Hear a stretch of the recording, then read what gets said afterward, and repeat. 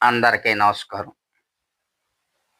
గిరిగీసుకుని అందులోనే కూర్చోకండి. అది దాటి బయటికి రండి.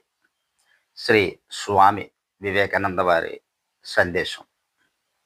ఒక అడవిలో చిరుతపులి చెట్టు మీద కూర్చుని క్రిందనే ఉన్న అడవి పందుల గుంపును జాగ్రత్తగా గమనిస్తోంది. ఆ పందులు ఆ చెట్టు కింద గడ్డి మేస్తున్నాయి. వాటిలో 4 మగవి, కొన్ని ఆడవి, కొన్ని పిల్లలు ఉన్నాయి. మగ పందులు ఒక్కొక్కటి ఆ చిరుతపులి కంటే 2, 3 రెట్లు బరువు గలవి, చాలా బలమైనవి కూడా. అవి ముట్టెతో ఒక్కసారి కుమ్మితే చాలు ఆ చిరుత చనిపోవడం ఖాయం. నిజానికి ఆ పందులు తరిమితేనే అది పారిపోయి ఆ చెట్టెక్కి కూర్చుంది. అయితే చిన్న పందినైనా పట్టుకుంటే గాని ఆ రోజుకి ఆ చిరుతపులి పొట్టని ఎండదు. కానీ చిరుత చెట్టు దిగిన మరుక్షణంలో దాన్ని చంపడానికి ఆ పందులు సిద్ధంగా ఉన్నాయి. సరిగ్గా అదే సమయంలో 2 పిల్ల పందులు వాటి సహజ స్వభావంతో ఆటలాడుతూ, కీచుమని అరుస్తూ అటు ఇటు పరిగెత్తడంతో ఆ మగ పందులు ఒక్కసారి పక్కకు చూడటం, క్షణంలో చిరుత కిందికి దూకి ఒక చిన్న పందిని నోటగరుచుకుని తిరిగి చెట్టెక్కడం జరిగిపోయాయి. ఆ పైన అవి కోపంతో చూస్తుండగానే అదే చెట్టు మీద కూర్చుని ఆ చిరుత దాన్ని ఆరగించింది. తనకు పొంచి ఉన్న ప్రాణాపాయాన్ని లెక్క చేయకుండా ఆ చిరుత నేల మీదకు దూకింది కాబట్టే రుచికరమైన ఆహారాన్ని పొందగలిగింది. ఎందుకు వచ్చిన గొడవ అని చెట్టు మీదే కూర్చుని ఉంటే దాని ఆకలి తీరదు. ఇక సామాజిక దృష్టిలోకి వచ్చినట్లయితే క్రీజు దాటితేనే క్రికెట్లో బ్యాట్స్మెన్ 4 రన్స్ కొట్టగలడు. క్రీజు దాటితే అవుట్ అయిపోతాననుకుంటే ఎప్పటికీ ఒక రన్ కూడా చేయలేడేమో.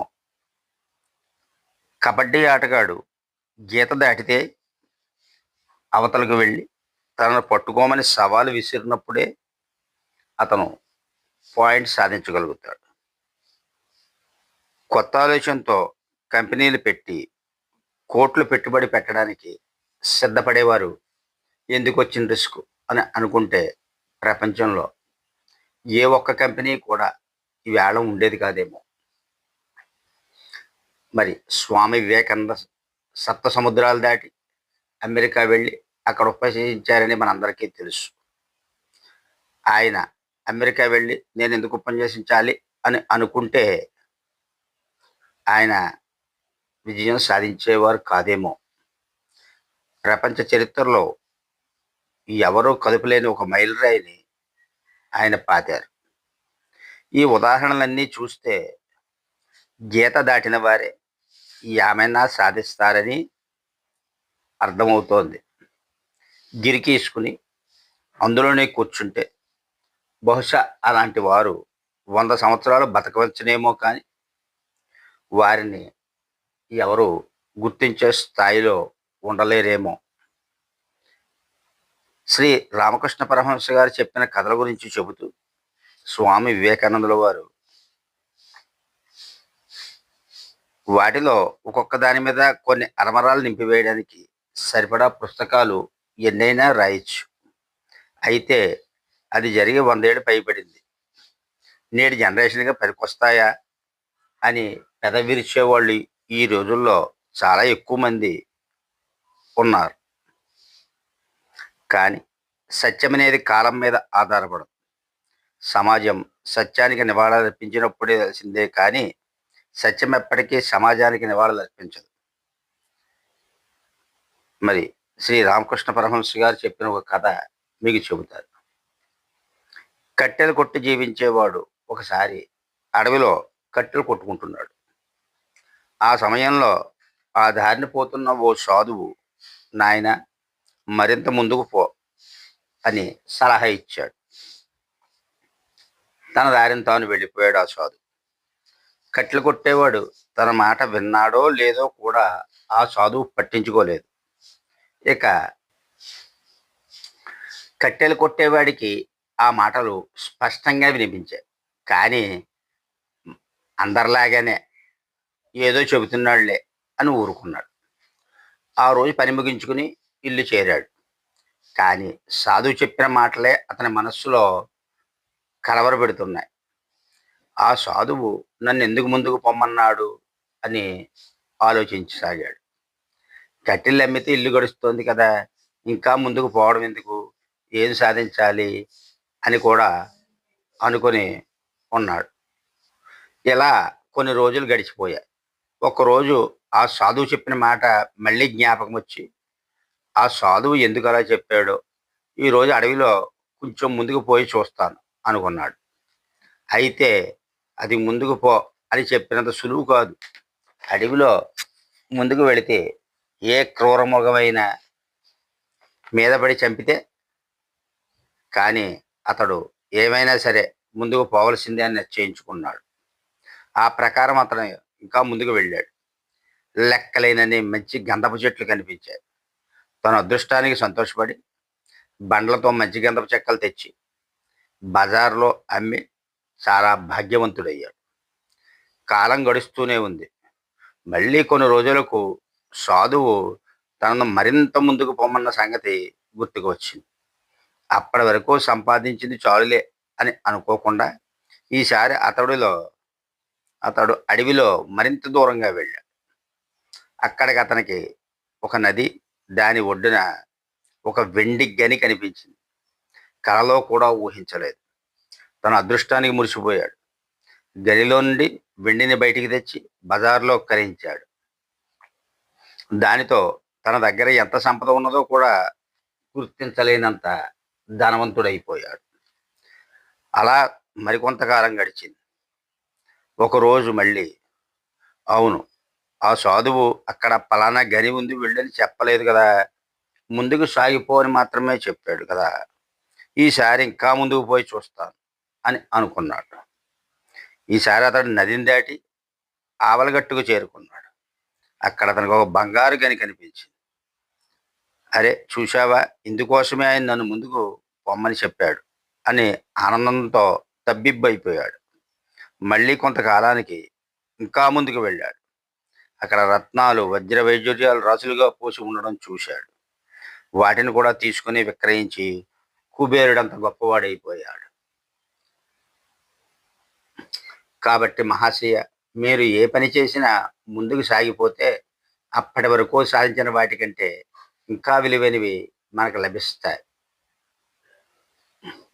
ఈ కథ విన్న మీ అందరికీ కూడా ఇది ఒక దురాశ అని మనం భావించకూడదు. ఎందుకంటే జీవితంలో ధైర్య సాహసాలతో చేసే ఇలాంటి పనులే దురాశ అని భావించకూడదు. జీవితంలో పనిచేసిన వాడే గొప్పవాడు, కానీ కదలకుండా కూర్చున్నవాడు కాదు. అయితే ఇతరులకు హాని చేయడానికి ఈ గీత దాటేవారు అంతిమంగా తమ నాశనానికే కారణమవుతారు. మహాభారతంలో అందరికంటే ధైర్యంతో ప్రాణాలకు తెగించి క్షత్రియ ధర్మాన్ని పాటించింది అభిమన్యుడే ఒక్కడే. అతన్ని చెప్పుకోక తప్పదు. భారతంలో అతడు కనిపించింది చాలా తక్కువ సమయమే, కానీ అతడు లేకపోతే మహాభారతం అసంపూర్ణంగా ఉండేదేమో అని మనకు అనిపించేస్తుంది. ధర్మరాజు కోరగానే పద్మవ్యూహాన్ని ఛేదించడానికి నిస్సంకోచంగా వెంటనే ఒప్పుకున్నాడు. రథం ఎక్కి బయలుదేరిన అతడితో రథసారథి, బాబు, నువ్వు ఇలా పద్మవ్యూహంలోకి వెళ్ళడం మంచిది కాదు, ప్రమాదం అని చెబుతూనే ఉన్నాడు. కానీ నిజమైన క్షేత్రవీర్యంతో అభిమన్యుడు దేనిని లెక్క చేయకుండా ముందుకు దూసుకుపోయాడు. చివరికి తనకు 3 రెట్లు వయస్సున్న యోధులందరూ కలిసి వెనక నుండి బాణాలు వేసి తనను పడగొట్టిన కంఠంలో ప్రాణం ఉన్నంత వరకు పోరాడుతూనే ఉన్నాడు. అదే హాయిగా ఇంట్లో కూర్చుని ఉంటే ఆ చంద్రతారార్కం నిలిచే పేరు సంపాదించగలిగేవాడు కాదేమో. నిజానికి అభిమన్యుడితో పోల్చుకుంటే ప్రాణాలకు తెగించి చేసేంత పనులేవి మన జీవితాల్లో ఎదురు పడవు. అయినా సరే హాయిగా సాగిపోతున్న జీవితంలో ఆ పరిస్థితులను దాటి పనిచేయటం ఎవరికీ ఇష్టం ఉండదు. తోటివారు ఎవరైనా చిన్న మాట అంటారేమోనన్న భయంతో జీవితంలో ఎంతగానో కావాలనుకున్న పనులు కూడా చేయకుండా ఉండిపోతాం. కొత్తగా ఆలోచిస్తే మన ఆలోచనలు పక్కవారికి చెబితే ఎవరు ఏమనుకుంటారో అన్న భయంతో అసలు ఆలోచించడమే మానేస్తున్నాం. ఆ మాటకొస్తే అందరూ ఒకేలా ఆలోచిస్తున్నారంటే అసలు ఎవరో ఆలోచించడం లేదన్నమాట. మనం ఒకటి గమనించుకోవాలి. ఏదైనా పనిని సాధించాలంటే కొత్తగా ఆలోచించాలి. కొత్తగా ఆలోచిస్తే వెంటనే వ్యతిరేకత ఎదురవుతుంది. వ్యతిరేకతకు భయపడి ఆలోచనను మానుకోవటం అంత తెలివైన పని కాదన్నది మనం స్పష్టంగా అర్థం చేసుకోవచ్చు. ప్రతి కొత్త ఆలోచన 3 దశల ద్వారా దాటాల్సిందే. అవి అవి హేళన, వ్యతిరేకత, తరువాత అంగీకారం. మనం చరిత్రను పరిశీలిస్తే ఈ 3 విషయాలు స్పష్టంగా అందరికీ అర్థమవుతాయి. ఎవరైతే తామున్న కాలానికంటే ముందుగా ఆలోచిస్తారో అటువంటి వారు అపార్థాలకు గురికాక తప్పదు. పని చేస్తున్నప్పుడు పొరపాట్ల రూపంలో దుమ్ము లేస్తూ ఉంటుంది. అలా లేచిన దుమ్మును తట్టుకోలేని వారు ఆ పనికి దూరంగా ఉండడమే మంచిది. ఏదైనా విషయం హాయిగా ఉందా లేదా అన్నదాన్ని బట్టి కాక అది సత్యమా కాదా అని మనం నిర్ణయించాలి. నిజానికి సత్యం అనేది హాయిగా ఉండటం అరుదు. సత్యాన్ని తెలుసుకోలేనివారు హాయిగా ఉండాలని కోరుకోవడాన్ని వదిలిపెట్టాలి అని స్పష్టంగా తెలుస్తుంది. అలాగే పెద్ద చెట్టుకే తుఫాను గాలి ఎక్కువగా తగులుతుంది. పెద్ద చెట్లే ఆ గాలికి కూలిపోతాయి. కానీ గడ్డికి ఏ హాని కలగదన్న భావం మనకు తెలుసు. నిప్పును కదిలించిన కొద్దీ అది మరింత మండుతుంది. తల మీద కొడితే పాము పడగలేపుతుంది. హృదయం పెను బాధతో నిండిపోయినప్పుడు, చుట్టూ దుఃఖాల తుఫాన్ చెలరేగుతున్నప్పుడు, ఇక జీవితంలో ఎట్టి పరిస్థితుల్లోనూ వెలుగు కనిపించదన్నప్పుడు, ఆశ, ధైర్యం పూర్తిగా అడుగంటినప్పుడు, అటువంటి గొప్ప ఆధ్యాత్మిక సుడిగాలిలో బ్రహ్మజ్ఞానపు కాంతి మిణుగు మిణుగుమంటూ కనిపిస్తూనే ఉంటుంది. విలాసాల ఒడిలో నాజుకుగా పెరిగి పూర్వపానుపై హాయిగా విశ్రాంతి తీసుకుంటూ ఎప్పుడూ ఒక కన్నీటి బొట్టైనా రాల్చకుండా బ్రహ్మనే బ్రహ్మాన్ని సాక్షాత్కరించుకున్నారు ఎవరైనా ఉన్నారా చరిత్రలో? ఈ ఏడవలసి వస్తుందని భయపడతారెందుకు? ఏడుపు వస్తే ఏడవండి. ఎందుకంటే ఆ కన్నీళ్లే మన కళ్ళను కడిగి కనువిప్పు కలిగించి మనలోని అంతరాత్మను మేల్కొనేలా చేస్తాయి. సాధారణ జీవితంలో మనం చేసే పనులు కూడా ఈ విషయం వర్ధిస్తుంది. బాధలను ఎదుర్కొనడానికి అవసరమైతే ఏడవడానికి కూడా తటపాయించవద్దనేటటువంటిది సత్యం. ఈ ప్రపంచంలో పిరికి పందలకు స్థానం లేదు. పారిపోవడానికి ప్రయత్నించకండి. గెలుపు ఓటమి అని చూడకండి. పరిపూర్ణంగా నిస్వార్థమైన సంకల్ప శక్తితో తాదాత్మ్య చెంది పనిలోకి దూకండి. ఏ మనస్సు విజయానికి సాధించడానికి జన్మనెత్తిందో అది నిశ్చయమైన సంకల్ప శక్తితో ఏకమై పట్టు వదలకుండా పనిచేస్తుంది. జీవితమనే యుద్ధరంగం నడుమ జీవించండి. నిద్రపోతున్నప్పుడో ఏదో గుహలో కూర్చున్నప్పుడో ఎవరైనా ప్రశాంతంగా ఉండగలరు. కానీ సుడిగాలికి ఎదురు నడుస్తూ ఆ సుడి యొక్క కేంద్ర బిందువును చేరుకోవడానికి ప్రయత్నం చేయండి. చివరికి తప్పక చేరుకుంటారు.